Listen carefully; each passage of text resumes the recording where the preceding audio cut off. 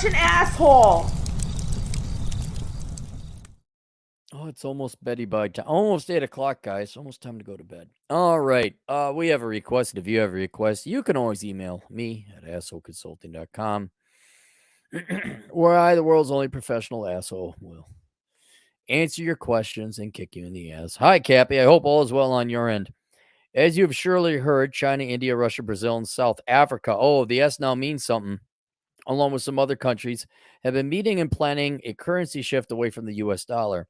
I'd like to know your thoughts about this, along with your predictions as to how this will affect the short term and longer term future value of the dollar. Additionally, what advice would you give those of us who hold dollars as our primary currency? Well, forget international currency effects or the throning of the world's reserve currency or the dollar or anything like that. You print off more money, it circulates most of it will stay within the domestic economy.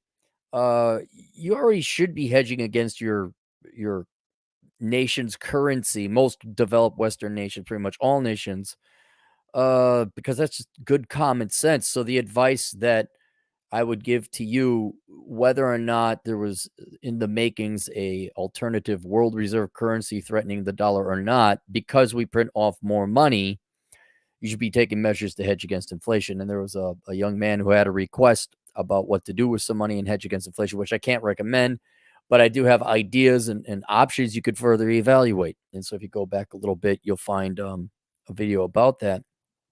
So it's teaching the simple economic lesson. Did you print off more money without a commensurate increase in the amount of GDP? All right, that's inflation. And here in the United States, depending what you want to use as a measure, and depending how far back you want to go, we have, like, in the past 20 years, sextupled, certainly quadrupled, depending on the measurement again, our money supply, and we have certainly not quadrupled our GDP, our real GDP. And so that right there is a reason to diversify your investments so that your money doesn't lose out to inflation. Heck, when inflation was like 4 or 5%, that back when I was a young man, when I was a young kid, they were, oh yeah, inflation, you got to hedge against inflation. It's just that a viable world reserve currency competitor would accelerate that. So the strategy still remains the same. I like knowing your thoughts on this, where you have China, India, Russia, Brazil, and South Africa. Thoughts on this meeting and planning a currency. Thoughts on this, along with your predictions as to how it will affect the short term and long term value of the dollar. All right. Short term, medium term, I don't think it's going to have any effect, because these four I didn't even look up South Africa's data. China, India, Russia, Brazil, and certainly South Africa. I don't have to look up the data on that. These are crap countries when it comes to their fundamentals. And here we go back to the old school, last horse in the glue factory, hottest fat chick at a party of fat chicks, smartest kid on the short bus. No matter how bad the United States fundamentals are for it to be the world's reserve currency, all those countries listed, especially South Africa, I don't have to look that up, they barely could keep the electricity on. All those countries are worse. And if you want to look at the basic metric, what I did is I looked back and, like, how much did our currency, how much more money did we print off since 2014? Why 2014? Because that's as far back as the chart went. And the United States has increased its money supply by about 200%. It's doubled. I'm sorry, 100%. I got to be correct on that. The United States doubled its money supply. And as of recently, it has gone down if you use M2. The rest of the countries listed there have increased the money supply by 250 on the low end to 350 on the high end. So that's even more, which this has been the case for several years now, where, like, oh my God, the US dollar is declining. Yeah, but she's still the hottest fat wife in a neighborhood of fat wives. I'm going to bang that one.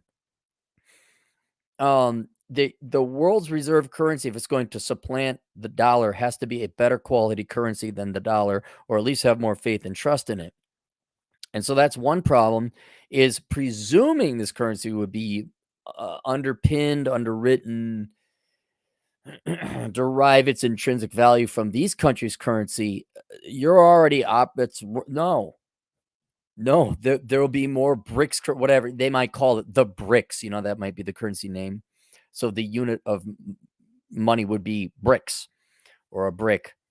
It's like, well, how many you guys gonna print off of the underlying currency? And so now, yeah, this amalgamated currency would be even more inflated. Also, their debt fundamentals are not that good. I didn't ever really study much of India. China is in not good financial shape. Russia's in the middle of war. Brazil, I believe they're hang on, let's look up Brazil debt to GDP.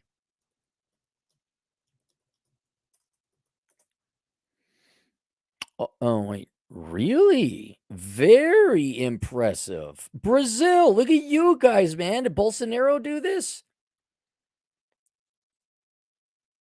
Okay, the internet decided not to work. Let's look at this. Brazil recorded a government jet to GDP of 80 odd percent. Well, I mean, it was 50% in 2013. Well, okay, so Brazil might be the only saving grace there, but then they elected Lula, right? The moronic socialist who never worked a job in his life. Okay, so I'm already then let me look up South Africa. M2 money supply. Let me guess. These guys know what they're doing. They have gone, oh, let me go 10 years. Okay, they have a little bit more than doubled it. A little bit more than doubled. Okay. Not as bad as on par with the United States. Let's look up South Africa. Take a look at this. South Africa. Really, 70%.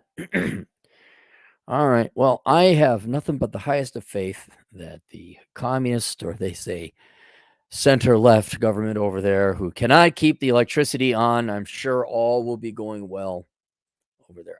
So there's the fundamentals of the currency. Uh, China, India, Russia, Brazil. I'm sorry. Yes, the currency, their debts. Brazil and South Africa not looking too bad.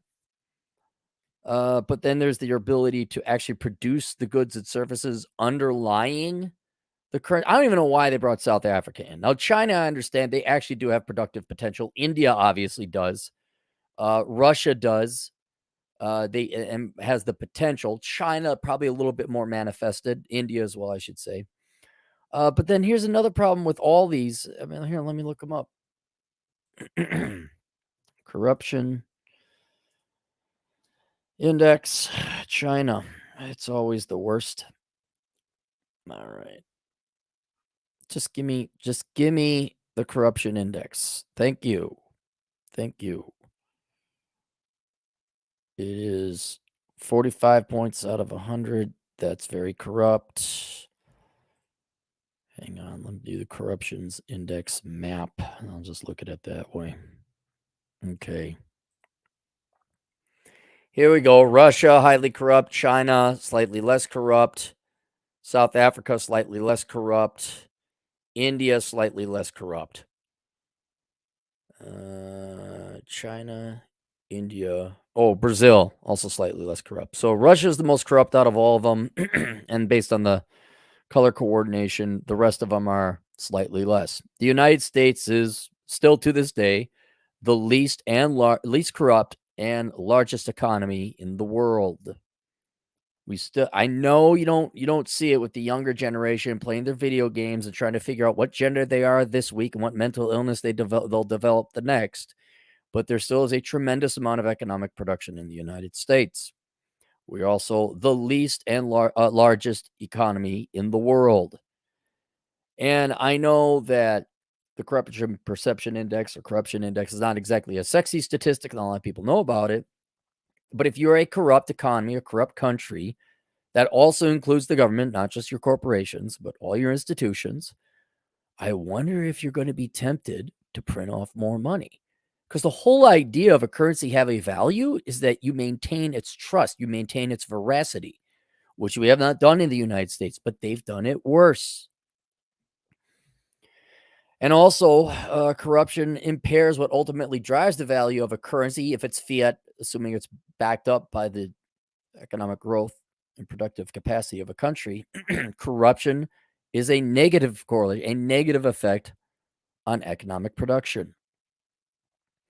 And then there's just the politics of getting these 5 countries to agree. So I'm I'm not pro dollar, I'm anti dollar, I'm anti every fiat currency out there. Our fundamentals are absolutely horrible, but those are fatter girls at the fat girl party than the ones we're currently dating now. That's a dumber kid on the short bus than the one that we just dropped off. And those are horses down the line in the glue factory further than us. We're all gonna die. We're all gonna be turned into glue. We're just gonna be turned into glue last. And if the world, I mean, there's shots where you could have like maybe some of the oil countries like OPEC issue a currency. I'd have a little bit more faith in that because it's based and backed up by a commodity. China could get in on that. Yeah, I don't know, lend its industrial productive might and cachet to that. But this is no, I don't have any faith in all 5 of those countries having their act together. The CCP? The CCP, one of, if not the most corrupt organization on the planet? I don't believe so, no. Now, so that's short term. I don't see it really having any effect. I don't see anything having a medium term effect. That being said, long term, the fact that countries are getting together and trying to come up with an alternative currency, that is interesting, and that does weaken the value of the dollar long term. And I think that's really what policymakers in the United States, people at the Federal Reserve, Americans in general should be worried about. Americans are too stupid to understand monetary policy, let alone global monetary policy, because people are sick of it. And where there's a will, there's a way. And to be perfectly honest, I don't know why they don't denominate things in barrels of oil, gold, silver, or something like that. Or Swiss francs, or there are other more stable currencies. Although Switzerland is such a small country that would drive its currency insanely high, so I kind of know why they don't do it there. But they might come up with a mechanism, a replacement currency, or some way to avoid using the U.S. dollar for international trade. Now, they what I think is probably gonna happen beforehand, and it's already happening, before the US is dethroned as the world's reserve currency, it's already happening now. Some countries, like, "Oh, no one talked to Becky." That was my impersonation of Russian sanctions. Today, no one talked to Becky. So Russia's under sanctions. Well, India's still buying their gas. I think Japan is buying oil or gas from Russia. All right. They're using their own currencies. I don't understand why countries that have their own currencies cannot transact and agree upon a price in their own respective currencies. I know you have to have counter demand. Like if I'm Russia and I want to sell my oil to Japan, maybe I don't want yen. All right. Well, too bad you get yen, or go buy some Japanese assets with it, some tangible assets or something like that. I don't care how you uh, consolidate your currency that you maybe don't want into a tangible asset that you do want.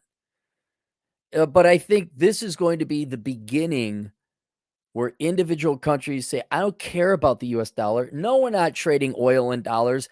It's perfect. Is it the Iranian dinar? I mean, the fact Saudi Arabia and Iran kind of matched or amended the fences. Yeah, dinars or reals. I'm sorry, reals. um, if Saudi Arabia and Iran are okay exchanging each other's currency, I think that's what's going to end up slowly eroding away at the value of a dollar. Now, that doesn't talk about foreign governments and the global investment community using dollars as a safe haven. But the amount of dollars that are soaked up through international trade, yeah, that will, and it already is starting to be eroded a little bit. Where it's like, no, I'm not buying oil in dollars. I don't even know if the Saudis are like, oh yeah, we only take dollars anymore. That might not be the case anymore.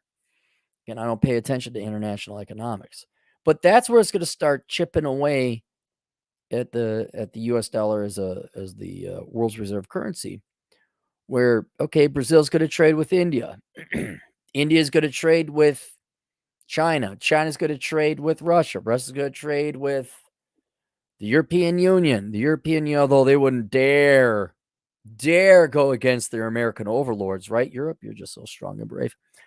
Let's use other real countries that aren't our little bitch. Morocco's gonna trade with.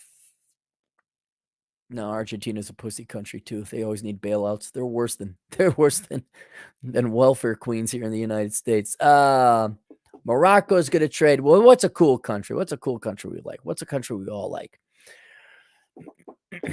Croatia. I don't know. Maybe we don't like Croatia, but what have they done to us? All right. So, and after a while, they're like, yeah, I'm gonna. No, we don't want it because the worse and worse the U.S. dollar gets, there are going to be smaller countries like Switzerland where they're cursed. Like, I don't want dollars. They're not trading out these Swiss francs that are actually, have better fundamentals than the U.S. dollar, and plus politically, meaning to say emotionally is not the right word, but politically or personally, we hate the US. F the US. I'm sick and tired of dealing with them printing off all their money. We have all these dollars or these dollar denominated assets. They keep printing off money, or they're like, no, we're not dealing with that. Inevitably, people will get sick and tired of the United States abusing its currency as the world's reserve currency. And so they're like, no, we're not dealing with it anymore. Even then, the fundamentals of other currencies might crop up where it's like, okay, instead of owning a whole bunch of US dollars, maybe own some francs, some yen, although they're facing the troubles over there in Japan too. Euros, their finances are bad too. I don't know. Is there any country aside from Switzerland, Singaporean dollars, uh, Taiwan? How's the Taiwanese currency? But it's going to be a slow, like, no, we're not dealing with you anymore. And I think with the United States, and to a larger extent, Europe didn't realize what it did is in forcing Russia and sanctioning off Russia, they did create a whole other market, or at least an incentive for other countries to start trading with each other outside the traditional US dollar denominated national exchange or international trade. So, but, you know, on a long enough timeline, everything ends. Yes, the day will come, there will be a better country or a group of countries that know how to effectively manage a currency and not be corrupt as hell and in even more debt, printing off more money than the United States. But that is not the BRICS country. Now, there could be some, I'll be the first economist to admit I could be wrong. There could be some unforeseen thing that gives the BRICS country alternative currency more cachet currency or intrinsic value than the US dollar. I don't know what the political environment of that would look like. But right now, using fundamental analysis, looking at the fundamentals of what gives a currency in a country, it's monetary policy or it's money stability. I don't see it in the BRICS. I just don't. And I've said this before. If China just got its act together on the corruption, and of course, this would require the CCP to let go and recognize property rights and not crack down on currency controls, but they're not going to do that. China alone could just the yuan would be the replacement currency, but they're not going to do it. But we'll find out. We'll see. See how it goes. All right. Let's go to the super chats if there are any. Late night Cappy. BRICS are overrated for one. Yeah. I mean, how long have they been talking about it? When are they going to do it? Hand clogs, $2. America #1, USA will never fail. Oh, don't worry. Don't. The day is coming. The day is coming. There will be a maybe not larger economy, but a big enough economy with a less corrupt government and a less corrupt monetary policy. And people say, no, I want it denominated in those. I don't know why we just don't do it in like gold or silver or copper or some kind of stable, relatively stable commodity, but Wholesome DJ Aftershock, $5 for Brazil. The wealthy, college-educated urban areas voted for the right Bolsonaro, while the northern poor rural parts voted for the socialist Lula. Yeah, because Lula did such a great job for him the first time. I don't care. I don't care about Brazil. I don't care about any place. I really don't care. Bob, $5. What do you think about the Cash App getting stabbed? Oh, the CEO and the new app that the Fed wants to launch about digital dollars. I don't know anything. I only knew the guy got stabbed. I don't know about his new app. I don't know about the federal dollars. If you want, send me an email, but be prepared to pay because it's going to take my time to read about it. But yeah, that I thought it was just the consequences of living in San Francisco that you get stabbed. Matless X, new guy, $5. The guy who says enjoy the decline has an issue with China and Russia crushing our corrupt fiat US dollar. Interesting. This is the best thing for America. No, I don't I have absolutely no problem having the roosters come home, the chickens come home to roost, and have America and Americans get everything they have coming towards them. We're a debauched, fat, disgusting, lazy, hate-filled, pathetic society, generally speaking. They're good people, of course. But man, the fundamentals of these countries are even worse. And so I just I welcome a balanced budget. I welcome people being forced to spend within their means. I welcome Americans like, what do you mean the Chinese won't sell us electronics anymore? Yeah, your new television that's 38 inches is going to cost you $6,000 and ain't going to work as good as the Chinese. And I think competition over the long haul is absolutely great, if not absolutely necessary for advancement to continue. But it's not the United States, it's just a fat piece of shit out there. Scrolling. Uncle Ted, 605 area code. Your thoughts on your thoughts on South Dakotans specifically versus Minnesota in terms of IQ and character. Um, to be perfectly honest, of course, I spent a lot of time in the Twin Cities, which is like, where all the educated people are, I guess. I would say the IQ, although we could look up IQ by state, but I'm going to guess Minnesotans slightly edge out South Dakotans in terms of IQ. Where it is where you say character. Minnesotans are a despicable people.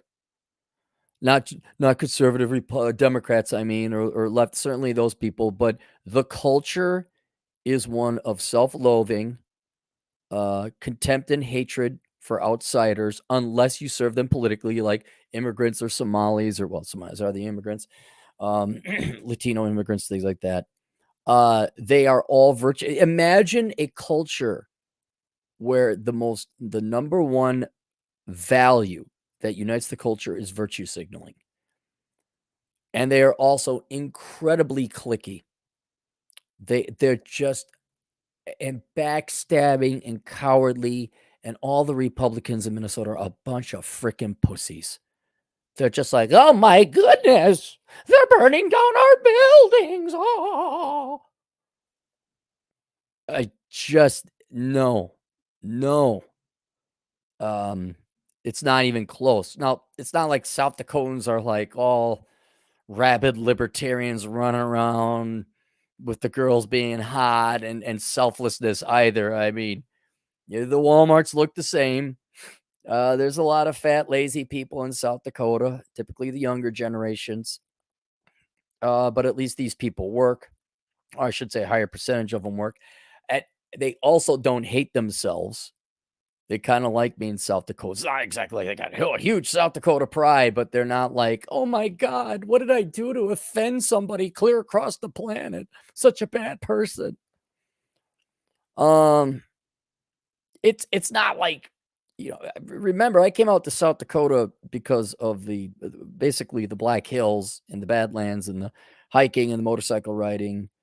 Um, I like the state, not necessarily the people, but I've made some great friends, but yeah, they're better people.